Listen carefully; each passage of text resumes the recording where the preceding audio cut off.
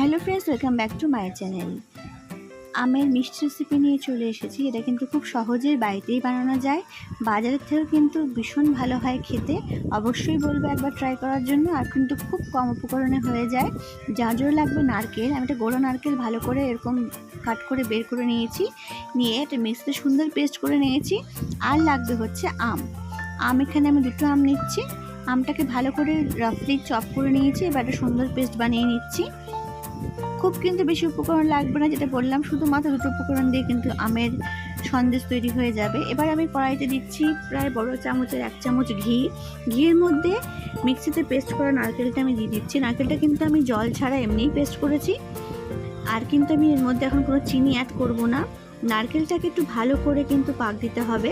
যেরকম নারকেল নাড়ু বানানোর সময় নারকেলটাকে আগে একটুখানি আমরা কড়াইতে নাড়াচাড়া করে নিই। দেখুন 6 থেকে 7 মিনিট নারকেলটাকে ভাজার পরে এবার আমি এর মধ্যে অ্যাড করে দিচ্ছি পেস্ট করে রাখা আমের মিশ্রণটা, যেটা আমি অল্প অল্প করে দিয়ে ভালো করে মিক্স করে নেব।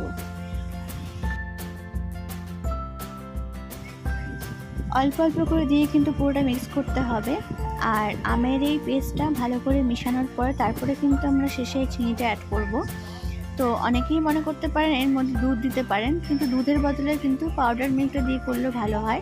তো পুরো আমের মিশ্রণটা মেশানোর পরে কিন্তু আমি এখানে চিনিটা অ্যাড করেছি। আমি এখানে 5 চামচের মতন চিনি অ্যাড করেছি, যেহেতু আমটা ভীষণই মিষ্টি ছিল।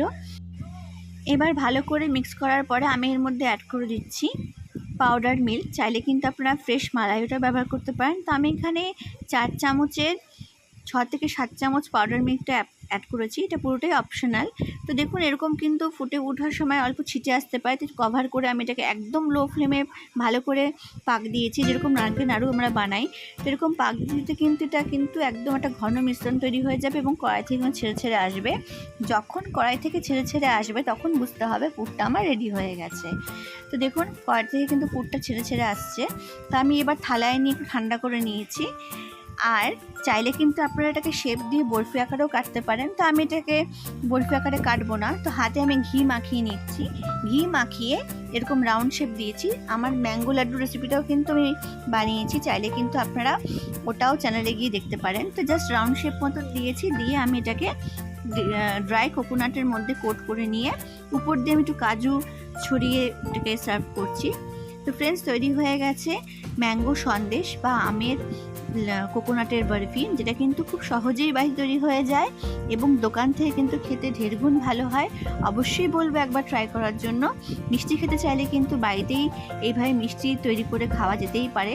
ছোট থেকে বড় সবারই কিন্তু প্রিয় হয়ে উঠবে এই ম্যাঙ্গো সন্দেশ। আশা করি আপনাদের ভিডিওটি ভালো লাগলে প্লিজ কমেন্ট করে জানাবেন।